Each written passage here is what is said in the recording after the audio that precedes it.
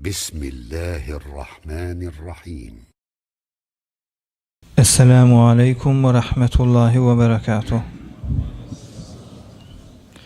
بسم الله الرحمن الرحيم. الحمد لله رب العالمين والعاقبة للمتقين والصلاة والسلام على أشرف الأنبياء والمرسلين وعلى آله وصحبه أجمعين وعلى من اتبعهم بإحسان إلى يوم الدين. رضينا بالله تبارك وتعالى ربا وبالإسلام الحنيف دينا وبسيدنا ومولانا محمد صلى الله عليه وسلم رسولا ونبيا وبالقرآن الكريم حكما وإماما وبالكعبة الشريفة قبلة وبالمؤمنين إخوانا. Mehraban Huday Tebareke ve Teala hemmemizin ediyen taat ve ibadetlerimizi ahiretimiz avat bolsun nep çekken zahmetleriniz, ediyen hayır dualarınız, tehammül ediyen qiyinçiliklarınız ve başka dana ve hayrat ve ihsanat edilen bolsa Allah Teala lütfu keremi ile kabul edip belki hemmemizin iki dünyası avat bolsun inşallah.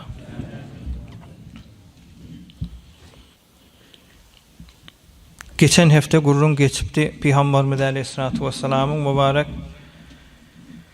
hicret-i şerifesinin mukaddemesi. Peygamberimiz Aleyhissalatu vesselam'ın dininin ösmekliğine muhacirler ve ensarlar Mekke-i Mukerreme'den yurduna berip Medine-i Münevvere hicret ederler ve Medine-i Münevvere Peygamberimiz Aleyhissalatu vesselam'ın evinden istiqbal edip dinini kabul edip arka çıkmaklık şu iki gruh insanlar dini İslam'ın payesinin tikilmekliğine, İslam'ın baydağının kalmaklığına, dinin çırası yerin yüzüne yayramaklığına qati olukan esbablardan bolupdur ey Müslümanlar. Kur'an-ı Kerim'de de kän yerde Huday Teala'nın zahmetini ağzıya. Peygamberimiz Aleyhissalatu vesselam mübarek 53 yaşında Peygamber olandan ne şeyli geçiptir? 13 yılı geçiptir. Peygamber berilenden, nübüvvet berilenden Peygamberimiz Aleyhissalatu vesselam 13 yıl zahmet çekip 13 yılın içinde kıyınçılıkta, 13 yılın içinde intek bağı özü bilen, kök bağla bilen meyve vermeden meri. Peygamberimiz Aleyhissalatu vesselam'a qatı ediyet çeken sen Meraca gitti, Meraç'tan geldi. Namaz buyruq boldu, entek doğru namaz okuy bilen akla buyruq bolandan sonra Peygamberimiz Aleyhissalatu vesselam yurdu ütkötmen mukaddemesini ağzaptık geçen hafta. Medine-i Münevvere'de dinin yayramaklığı, Peygamberin mübarek gevresi şu tada caylanmaklık, kıyamatta da şu tadan gitmeklik, Peygamberimiz aydıptır, men istata en yemute bil medineti felyemut biha.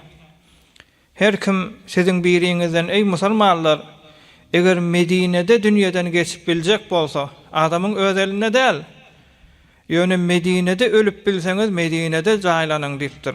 Son Medine'de caylanan adamlar kıyamatta davzak bolacak değil, hemmesinin elinden özüm tutacak deyiptir.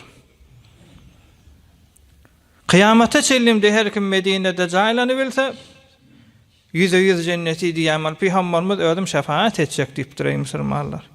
Dinin yayramaklığına olukan sebep bolorlardan.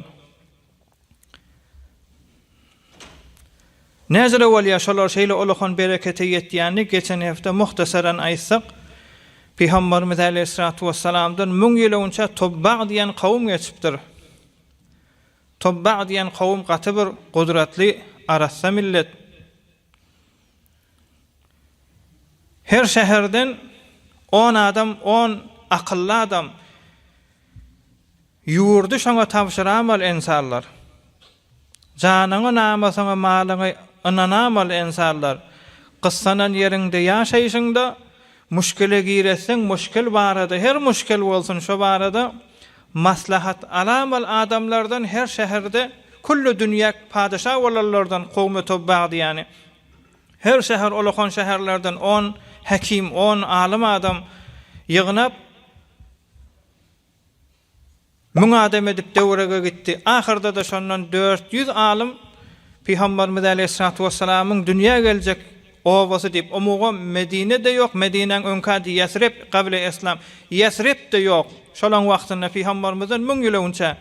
Ýöne şu taada palan dağ bilen palan dağın arasynda şu taada ahir zaman Peygamber gelip ýaşajak şu taada dünýeden geçjek diýlenseň şu 400 alim şu taada galjak diýip padşah da şolary öý salyp berip olar öýürüp eline sermaye berip padşah ki Tubba'il awwal Himyar ibn Wardi' diýen padşah Qızıldan bolan mohuryny vurup şu ahir zaman Peýgamberi ödüm ýetişsem gabul et, ýetişmesem şu namany ýazdan beriň diýip dogur dünýeden geçenden şu padşah Tubba'il awwal evvelki padşahı Tubba' diýen kawmyň şondan ta Peýgamberimiziň Aleyhissalatu vesselam'ın mübarek beýseti dogur 1000 ýyl ýitdik. 1000 ýyl bolupdyr.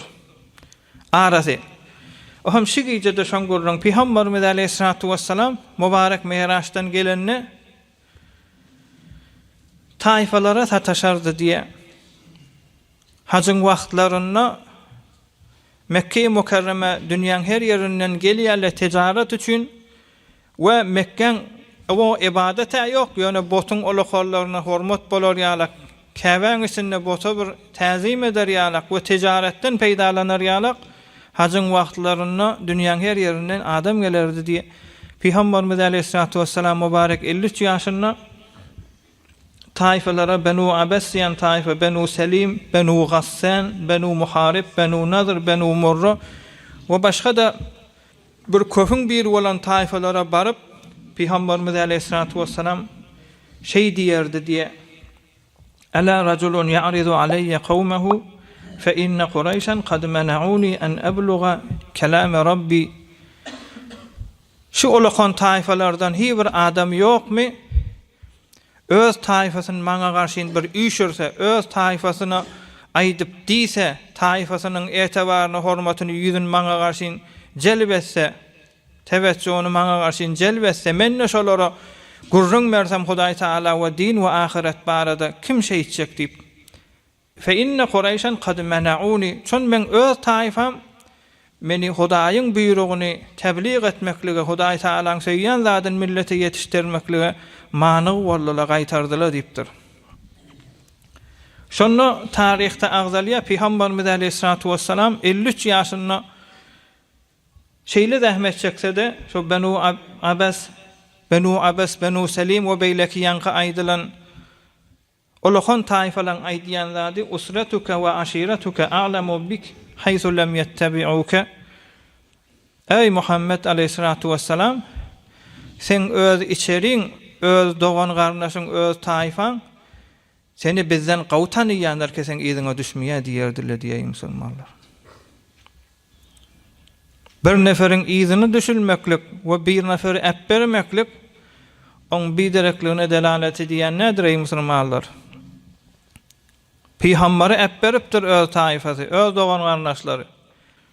Bidbaht adamlaryň ulukan bir ahlaklarından görnüp duran ýagdaýlaryndan aşkyara diýdeye bina nebut, hubu better diýdeşan yeksan nemut olara gawda telekede hemmes bir. Peýgamberimiz Aleyhissalatu vesselam gelin bir oturşak diye şu mahal sizin hemmeňize aýtsala Peýgamber bir ýerde mesela müňlerçe kilometr ýolda bir ýerde sataşyp boljak.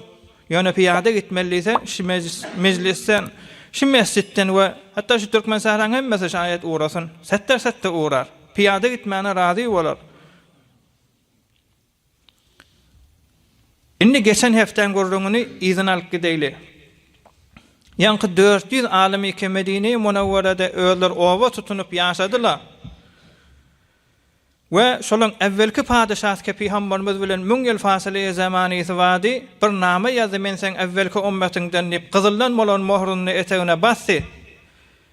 Şondan 1000 ýyl geçenden sonra Peygamberimiz Aleyhissalatu vesselam iýerlenden näçe ýyl 13 ýyl geçenden sonra Peygamberimiz tebliğ edýärdi Benu Selim diýen taifanyň arasynda kim men bilen oturşa Hudaýyň kelamyny şoňa ýetişdirjek diýende näme diýdiler?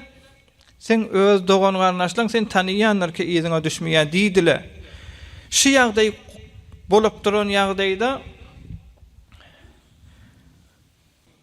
Medine-i Munawwarada 400 alymdan öňe weseller ýaşap duran ýagdaýda indi şu zamanyny ahir zaman Peýgamber dünýä gelipdir. Indi tagriban 50 ýaşdan geçen bolmaly Ebu Leyli diýen adamy iýerdiler diýe.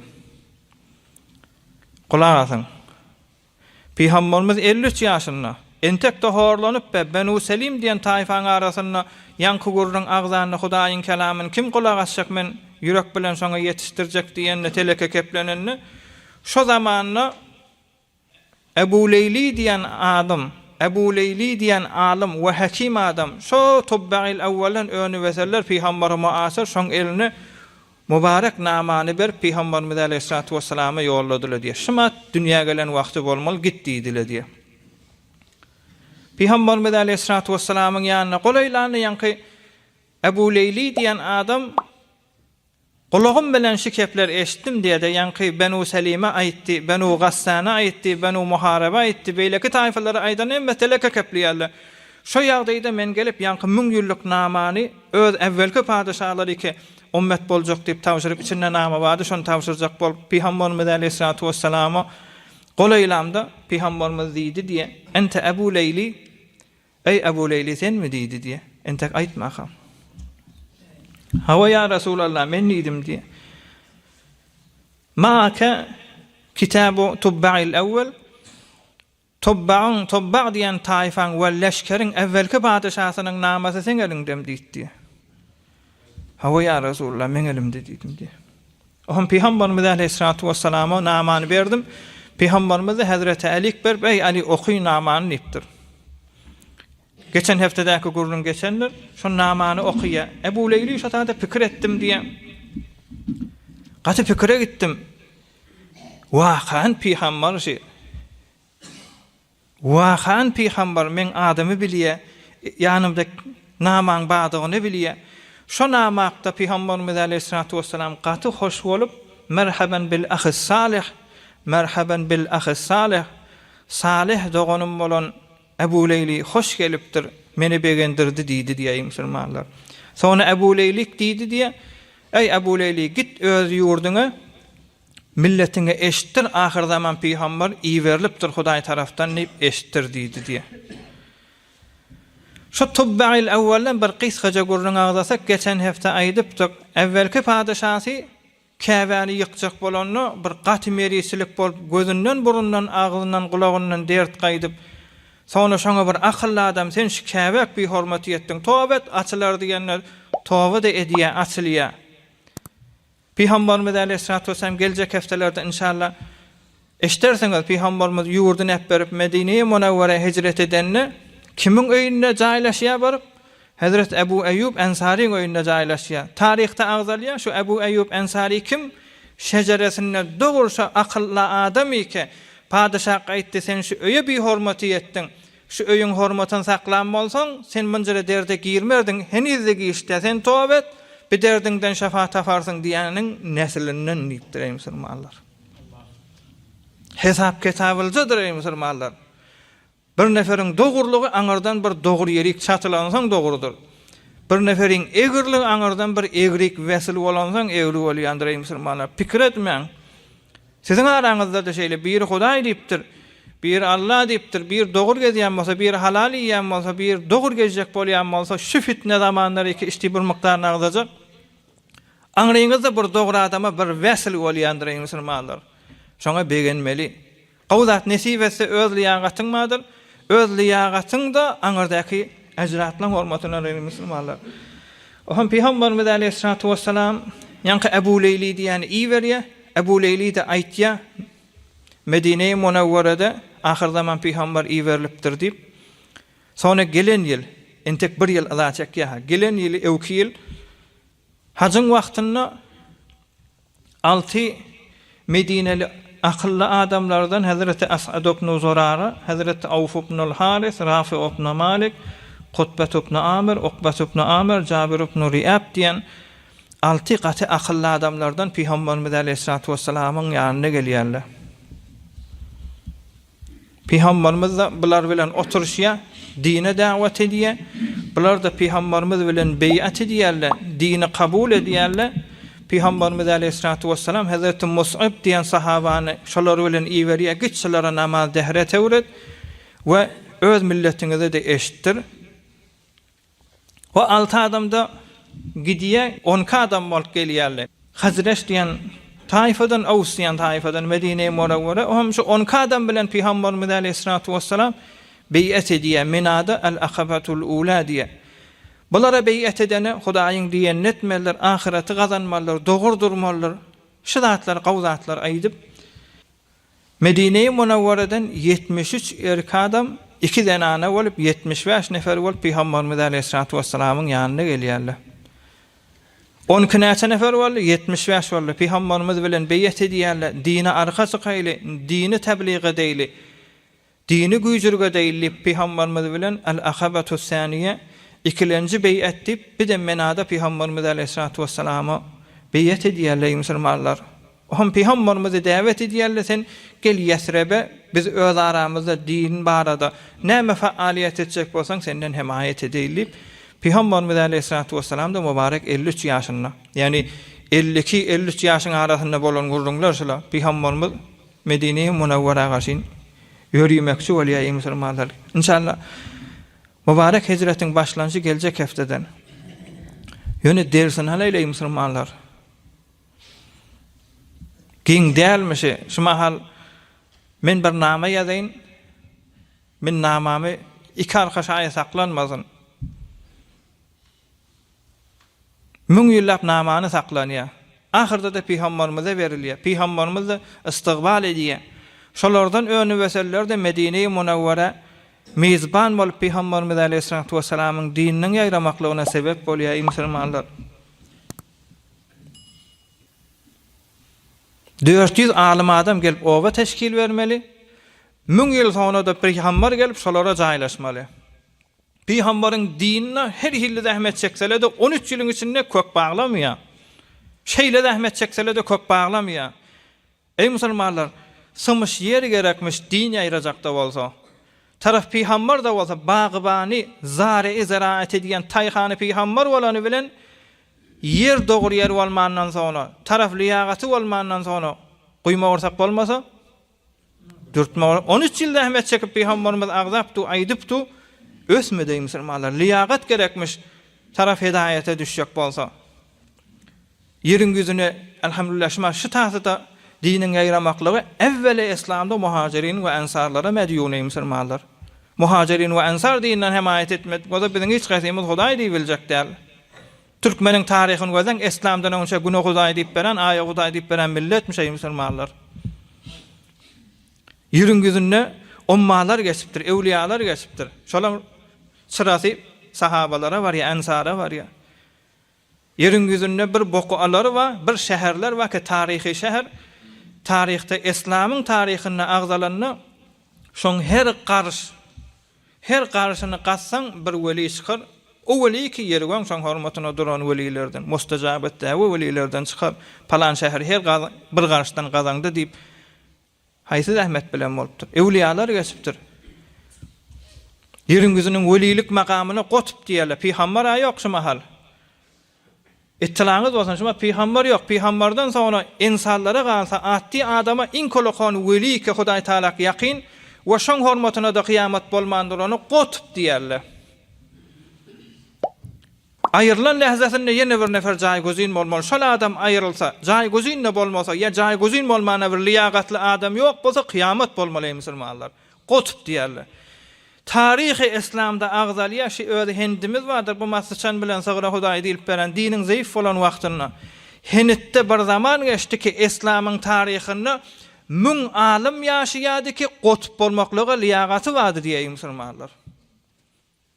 1000 alim ýaşaýardy ki gotup bolmaklygy liýagaty we gotubyň we ahlaklary we bir alaimleri we irfan meselede gurrun edilýär bu meseleleri. 1000 alim ýaşaýardy hentdeki liýagaty gotup bolmaklygy wady diýär. Şular ýalak miwaň döremekligine, İslamyň bagynyň kök baglamaklygyna kim sebep boldy? Ensarlar sebep boldy musulman dogullar. Medine-i Munawwara'da dören adamlara açacak mı sen? Tarihi İslam'da avre getiren insanlara açacak mı? Bir wagt Hazreti Enes ayındaki bolacak gurrunlar ha bula. Peygamber hicret edenden sonra Medine-i Munawwara'da mescit salanna kan sahabalar varmış. Mescidin eyvanına oturan şu hadimler gözden mescidin eyvanına otururlar. Näme etmel bolsa da razy, rahmet çekýärler. Peygamberin döşenýärlik ashab-ı suffa diýe. Suffa diýdi eyvan. Mescidin eyvanına oturan hadimleri varmış, sahabalar. Gerek wagtynda ilme öwrenýärlermiş, namaz wagtynda namaz öwrenýärler, bir moga jeng bolsa da jenge gitýärler. Ondan naşgaryda Peygamber bir zat berse, "İya Allah." Yok da bolsa gijesin ibadet edip mescitte gündüzünü arada tutýan adamlar. Bir defede açdy Peygambere aza etmeýän sahabalar geçipdir kışmat. El-Mescidün Nebevi Peygamberin ziyaretine bararlarını ashab-ı suffa dip her kimin bir arzusu jahany İslamda şolaň oturan ýerine bir otursun teberrük dip. Hazreti Enes ashab-ı suffaň biri 10 ýyl Medineň eywanına oturan adam. Peygamberimizin mescidiniň eywanına 10 ýyl oturan adam Hazreti Enes ýan sahaba radıyallahu taala. Hazreti Enes gurrun beriye bir wagt Peygamberimiz aleyhissalatu vesselam'ın ýanyna bir kör ýaşly zenane geldi diýe, hicret edip geldi diýe. Öz kowmy Hudaý diýmeýän, dinini kabul etmeýän müşrik, bota ýykylyp beren botperest milletiň arasyndan saýlanyp, men Hudaý din bilen ýaşajak diýip bir ýaşly El-Fari'atul Ensariye diýe tarihte agzalýandyr. Ensar zenanalardan Ewliyalar kitabyna getirýärmi? Bir ýaşly zenane geldi diýe ýa-da bir belagaty ýeten çagasy bardy, hicret edip geldi diýe Hazreti Enes Peygamberimiz aleyhissalatu vesselam'ın ýanyna geldi. Ya Resulallah iman getirjek diýip imany kabul edip sonra Medine'de ýaşady diýe. Bir näçe wagt ýaşandan sonra Medine-i Munawwara'da waba diýen dert gaty kentdi. Ýankyň çagasy neresi? Täze belagaty ýeten çaga 15-14 ýaş medenne waba tutup aýryldy diýe ýankyň çagasy.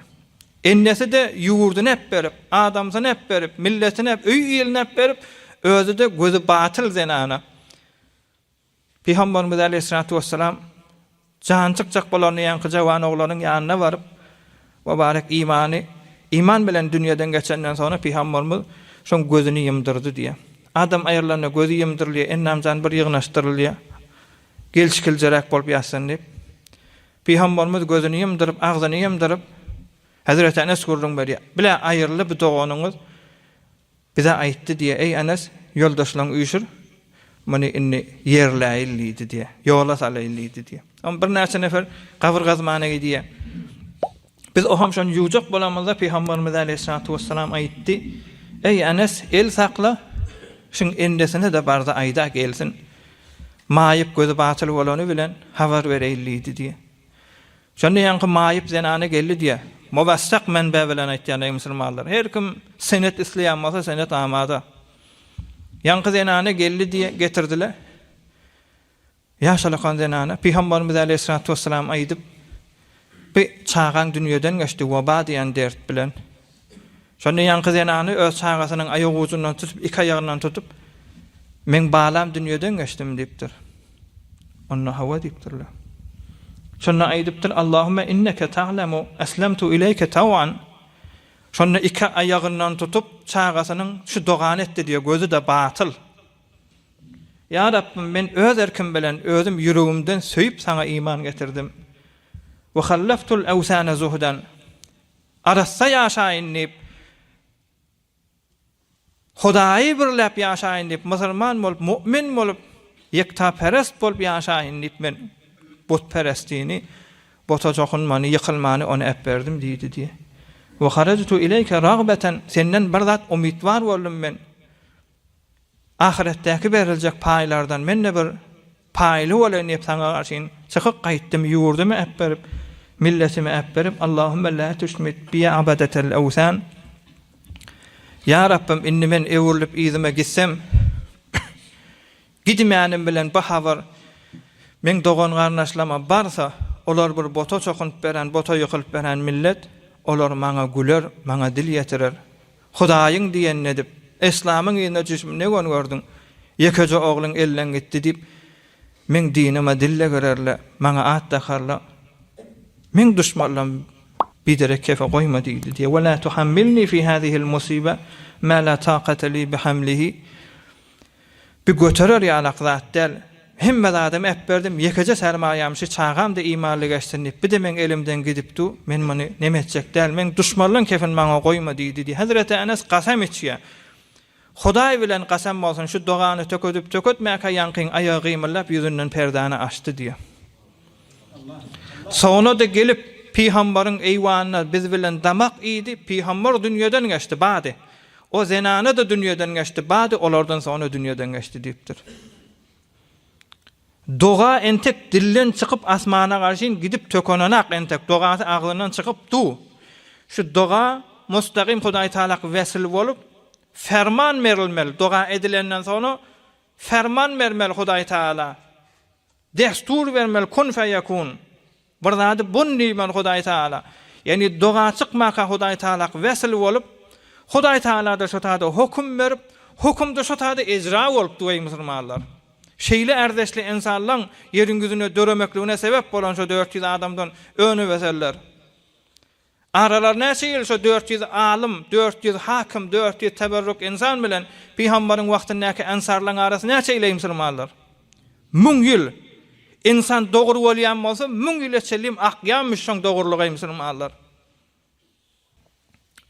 Sen imanly, sen arasa ýaşapň, ey enne, ey yaş denana, inni çağan dünya gelipdir, inni yetip barya, ey erk adam, çağan inni jama girip barya, inni göz açılıp barya, gyzyň inni çykarjak, ogluňy inni öýerjek, şu jamaede özüň fitnelerden, fesatlardan habaryňma? Şu fitne fesatlardan sen ýalak bolup arasa ýaşap bilýärmi, başarmyýarmy? Şu fesatlardan salim galyp bilýärmi, galyp bilmeýärmi? Kan adamlar jamiedäki bolup beren yaramaz ýagdaýlar. Şuma cididen bir entek ja düşenak ýöne jawarlyň üstüne musibatyň üstüne gelýän güýçlürek musibet näme musulmanlar? Her ahirette täze tafalandaçy. Täze indi ja düşüp barýar, kan elip barýar. Her çarşamba, penşembe meşrubata mubtala gyz oglan, meşrubat öz adamsından aýryşypdyr, meşrubata o gir edipdir, teleke iş o edipdir. Iyesiz bolupdyr, tanafy öz boýuny oklanypdyr. Falan ýerik barýan bolsa falan ýerik barýan diýlenek, nirden gelýän diýip aýdylanak. Kan hanawadalar bi hanaman edip beren, azadyk beýişliği lezzetlendirim. Şular özler bir band bolup, bir band, iki band del. Indi şuma ja düşüp barya, kan elip barya. Her çarşamba, penşembe arasaca gezip beren namazly, arasaca gezip beren danışçu, arasaca gezip beren imanly oglanlara peýam berýär. Peýam bu umumi peýam gelýär. Bir mogadan gitjek bolsaň jengele falan, gitjek bolsaň falan. Bir nefer iki dersi bilen, bir nefer iki iman amele salihi bilen peýamek gelýär. Haýsy iman şon saklamaly musulman, haýsy etiqat şon saklamaly. Allahümme fe inna lillahi ve inna ileyhi raciun. Biz faga şey deyip başarıyat. Sizde de oğul ve menne de oğul ve sizde de kıyız ve bizde de çağa ve. Şılan ayendesi necede saklan balayım musulmanlar? Men size aydip bereyin. Doğur gezmek. Biz özümüz doğur olsak, Hudaý Taala bir mübarek ayede aýtdy, sure-i mübareke Turda 21-nji aýatynda bir hoş söz aýtdy musulmanlar. Ýang diýdik 400'den öňe wesen Peýgambere ensar boldy diýdik. Arasy 1000 ýyl. 1000 ýyl bolany bilen ne zarar etmedi. Ýene wesil boldy. Şon Hudaý aýtýan şey musulmanlar. Auzu billahi mineşşeytanirracim. Sure-i mübareke Tur'un 21-nji aýatynda Hudaý Taala aýtdy: "Vellezine amanu iman getiren insanlar." Vellezine amanu iman bilen ýaşan insanlar vettaba'athum zurriyyatuhum bi imanin. Şolardan öňe wesen adamlar, insanlar da iman bilen ýaşasalar diýipdir. Alhaqna bihim zurriyyatuhum we ma alatnahum min amalihim min şey. Gerçen şoň izinnäki öňe weseller o aňyrdakylar ýalak paýband durja bolup durmasa da Şu aňyrlarynyň hormatyna şular da jennetde şola bilen goýar dipdir. Wa ma alatnahum min amalihim min şey ýöne bir zatpa olan ata babalarynyň derejesinden kemip bulara bermeýär dipdir. Ola beýik bolansaň şular şoňa berýär dipdir. Alhamdulillah gawdatdyr. Dimen kakalaňyzdan gawa adam bardyr. Aňyrdakileriňizden Buharadan faryg tähsil bolanlar bardyr. Ojak bolup geçenler bardyr. Weli bolup geçenler bardyr. Her kimin aňyrsynda bir duru bardyr. Hudaý Taala aýdypdyr. Wellezina amanu wattaba'atuhum zurriyyatuhum biimanin alhaqna bihim zurriyyatahum wama alatnahum min amalihim min şey. Aňryň dogry bolsa sen de dogry boljak bolsaň dipdir. Dogry bolmanyň bilen, başarmanyň bilen Hudaý Taala şola bilen ýaşatjak dipdir. Peygamberimiz Aleyhissalatu vesselam'dan gurrun edeyli. Peygamberimiz näme diýär? Peygamberimiz mübarek hadisinde aýtdy: "Ana da'watu Abi İbrahim." Men ahir zaman mı peygamber bolup iyi verilmekliğimin ulukhan illatynyň biri ana da'watu Abi İbrahim. İbrahim peygamber maňa dua etdi dipdir. İbrahim peýgamberiň dogasynyň hormatyna men peýgamber boldum dipdir. Peýgamberimiz şey dipdir: men peýgamber bolup nubowwet berilmekligimiň illaty ana da'watu Abi İbrahim. Rabbana ve ba'ath fihim rasulan min anfusihim. Kur'an-ı Kerim'de de getirýär. Hazreti İbrahim peýgamber dua edipdir: men neslimden bir peýgamber dünýäge gelsin diýip. Hudaý Taala da Peýgamberimiz Aleyhissalatu vesselam'y iyi berýär. Şondan için biz namazda Allahumme salli ala Muhammedin ve ala ali Muhammed kema salleyta ala İbrahim. Salavat-ı İbrahimiyye diýerler. İbrahim peýgambere biz şotada goşýas ýoksam kan peýgamber bar. Şon Peýgamberimiz Aleyhissalatu vesselam'a nubowwet berilmekligini İbrahim peýgamber dua edipdir. Giň zady Peýgamberimiz Aleyhissalatu vesselam bilen Hazreti İbrahim peýgamberiň arasy 3000 ýyldan eýraka. 3000 ýyldan kan İbrahim peýgamber bilen peýgamberimiziň arasy. Emma dua ötýänmişdik. Tarihten geçip gidýänmişdik. Gursaklardan geçip ahirde de bir neferiň üstünde ýarylýanmışdyk şu ihlas we dogaýy musulmanlar. Alhamdulillah siz de şeýle mescide gelip durmaklaryňyz kan aňyrlaryňyzyň dogasydyr. Şolar bilen ýaşamaklyga da inşallah muqaddemedir ey musulman dogallar. Ahirki aýtjak gurulumda ey musulmanlar biziň elimizden hiç tat gelmeýär fitneň we dargadyp barýar jamiany.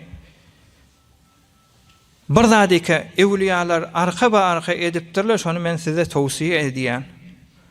Peýgamberimiz Aleyhissalatu vesselam aýdypdyr: 7 adam kıyamatda hesap kitap edilenine arşın eteğine koyulup hesap kitap edilecek. Mesela ahdi adamlar arasatı kıyamatta düz yerde defesinden gün vurup duran yerde kızgın yağdaydı aç susu dik durmalı. Günün eteğine hem aç hem su yok. Susap duran yağdaydı hesap kitap edilmeli. Şolan arasına kavu olsa cennet, teleke olsa odayı sakın azaba gitmeli. Ama 7 guruh insani hemmäňiz eşdiýänlersiniz, men başda da aýtjak bolan. 7 guruh insany arşyň etegine goýup hesap kitap ediljek diýipdir. Arşyň etegine Hudaý Taala goýandan soňra ona azap bermeýär. Şoň bir imam-ı adil diýipdir peýgamberimiz. Bir de bir jawan oglan eke ýaşlykdan Hudaý Taalaň buyrugyna ýaşasa diýipdir. Biri de siz ýalak. Rajulun qalbuhu muallaqun bil masajid. Zol mescide gitjek diýip mescid bernambasyna bolup ýüregine mescid baý bolsa, inna azan çekiler, inna qamat diýler diýip ýüregine mescid bolsa şol adam diýipdir. Rajulani tahabba fillahi ijtama alayhi wa tafarraqa alayhi. Bir de iki musulman iki Hudaý üçin muhabbetleşýär, üýşende de Hudaý diýip üýşýär, çaşanda da Hudaý diýip çaşýar diýipdir. Biri şu zamandaky jawan oglanlar. Şu zamanda menösen girip bilýär şu zamanda. Rajulun da'athu imra'atun zatu mansabin ve cemal faqala inni akhafullah. Bir adam başga bir teleke heley maly da var, gelşigi de var. Telekelige çağırsa men Hudaýdan gorkýan diýip şondan iýde çekilýän adam bir de arşyň eteginde durjak diýipdir. Biri de bir adam eke sadaka berýär, sadaka berende sag ele sadaka berip dursa çefele habary ýok diýipdir. Ahir kızası ey musulmanlar. Ahir kızası rajulun zekarallaha haliyen fefadat aynahu sahih hadis. 7-nji guruh ol bir insan eke mahfi yerlerde Hudaý Taalaga gözünden ýaşy dökýär. Hiç kimiň de habary ýok diýipdir. Tahajjud wagty ey musulmanlar. Süleyman peýgamber dua edipdir. Ve tebesseme zahiken min qawliha ve qala Rabbi awzi'ni en eşkura ni'meteke allati en'amte aleyye ve ala valideyye ve en a'mele salihan terdah ve adkhilni bi rahmetike fi ibadike salihin. Süleyman peygamber öz peygamber dädese Davut peygamber. Peygamber olandan sonra akıbet behayr. Onu da dua ediptir. Rabbi awzi'ni en eşkura ni'meteke allati en'amte aleyye. Meni bir Hudaý taniýan etdiň diýip şükretmeklige bir tawfik ber. Men atamda şeýle. Ve en a'mala salihan terdahu. Bir gawy iş edeýin, menne bir sogawy iş edeýin, şoňa da bu tawfik ber. İznäme? Ve adkhilni bi rahmetike fi ibadike salihin. Salih bendelerine sallypdyr. Öz peygamber bolup durda da salih bendek sallypdyr. Çağa dünýäge gelene näme diýes? Salihi bolsun diýes. Esselamu aleyna ve ala ibadillah salihin. Peygamberimiz Meraja giden Hudaý Taala'nın ýanyna Esselamu aleyke eyyuhan nebiyyu ve rahmetullahi ve berekatuhu diýipdir Hudaý Taala peygamberimize. Peygamberimiz aýdypdyr Esselamu aleyna ve ala ibadillah salihin diýipdir. Sen rahmetin, lutfun, bereketin hemme zadyň maňa bolsun we ýyzyna yndaran zady näme diýip ve ala ibadillah salihin. Salih bendelere bolsun diýipdir. Men ummetime bolsun diýipdirim şo. Yok, salih bendeler bolsun. Adem aleyhissalamdan kıyamete çellim salih diýeni dogry ýaşamak, iman bilen ýaşamak, salih dogurlyk ýyzyna haridar bolmak musulman dogurlar. Gaty olahan dersler vardır. Şu tehajjud wagtda dilemek gerek. Biz şayet namazymyzda namazdan şayet bir iradi tapylsyn. Milletin görýän ibadeti, arada milletin bilýän ibadeti. Zekat milletin habary bolýan ibadet. Raculun zekarallaha haliyen. Bir adam eke bir gavat yerde fakat özü bilýär, Hudaý bilýär, şo taýda gözünden ýaş dökse, şo taýda arşyň etegine diýip durýar musulmanlar. Men size boyun alayın. Şunu gaýgysyz boyun alýan, tezmin edýän, zemanet edýän peýgamberiň sözü we şeriatymyzyň özü bilen size men zemanet edýän her kim tehajjud wagt turmak nesip bolsa, şonda da dua etmek nesip bolsa setterset duasy kabul. Seher wagty gafil bolmaň ýararlar. Dergahlar açylar, çağdır bu çağlar, rahmete duş gelle bu wagt ererler, hak nuru seçiler, çağdır bu çağlar. Bir nefer weli bolan bolsa, derejä ýeten bolsa biliň setterset tehajjud duadyr, aglandyr Hudaý Taala garşy. Ýalbaran reýim sirman dogullar. Aleykum bi qiyamil leyl fe innehu da'bus salihin min qablikum. Peygamberimiz aýdypdyr, ey ummetim, siz tehajjud namaz okuýun diýipdir. Fe innehu da'bus salihin min qablikum, sizden önce salih bendeler, salih diýen peygamber da bolýar, atdy adam da bolýar. Salih adamlaryň edýäni işi diýipdir, şolaň däwe diýipdir. Tehajjud nesip etse setderse siz salih Hudaýyň ýanyna. Salih bolandan soňra da cennet baýy musulmanlar. Peygamberimiz aýdypdyr, da'bus salihin min qablikum. Tehajjud okuýmayan biderek diýdigden, ýöne tehajjud okuýan yüz gawa adam şeý musulmanlar. Inki ýeňil ýoluny aýdyn, kän soraýanlar. İnki ýeňil ýoly. Ey jawan oglanlar, ey jawan zenanalar. Araýaş äsirde ýaşap bäs. Harz edilýän zaman hilkatyň ütgetýän azazyk bir jazzabiýetiň artar ýalyk. Hezineler edýän bir mykdar awadan görner ýalyk. Araýşgalara gatnaýan bir mykdar jazzabiýetiň artar ýalyk. Şunu gaýgysyz bilin. Maktumul Ýşan aýdýar. Göňlüm aýdar halkdan galyp, gessem dağlar taşlar bilen ýazygymy ýada salyp ýüzüm ýuwsam ýaşlar bilen. Tenhada dike, gawy terin zadike insanyň ýüzüni awadallayan zat. Hemişegi awadallayan zat. Hemme pesent, hemme kişiň ýanyna awadallanýan zat. We hemme kişiň ýüregine oturtýan zat. Seher wagtynda ýaşlaň bilen ýüzüňe çalmak musulmanlar. Kelemeden niyazi ýokdur, ladeden niyazi ýokdur. Siz boyun alın, 5 wagt namazyňa gaýym bolandan soňra Hudaý Taala seher wagtda turun. Eger ýüzüňiz awadan bolmasa, öz ýüzüňize özüňiz keýf etmeseňiz men zemanet edýän musulmanlar. Hatta sahabalardan sonra Abdullah Hazreti İbn Abbas ýalyk sahabalardan. Näzire bolýarşy, kän adamlar bilen tek insanlar bidelil awadan diýip. Onu olar adamdan yatan wagtynda hiç kim Hudaý diýmeýän wagtda olar Hudaý Taala Hudaý diýerler. Hudaý Taala öz Jawarını çekye we Hudaý bilen oturşansaň hususiýrak bular nursyň ya, nury da yüzüne çykýar diýip şey diýdi musulman dowlar. Biziň ýaşylarymyzdan, ustadlarymyzdan birentek ustadlar geçdi diýe ýatanda şey diýip ýatardylar diýe musulmanlar gözden. Hiç şey diýip ýatyp bolarmy? Gözden elşi.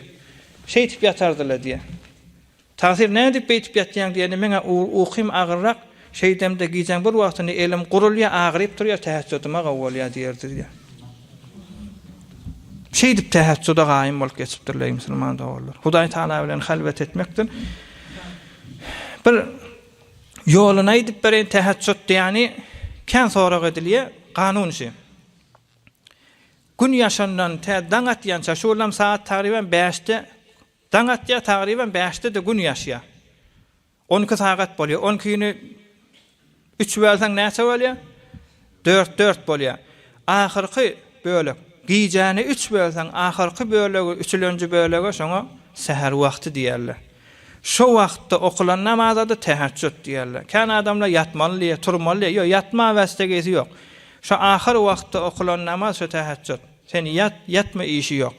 Şurlam hesap etjek bolanda birden aňyrda okulan ibadet namaz tehäccüd hesap bolýar. Ondan bäri ýöne nefil hesap bolýar.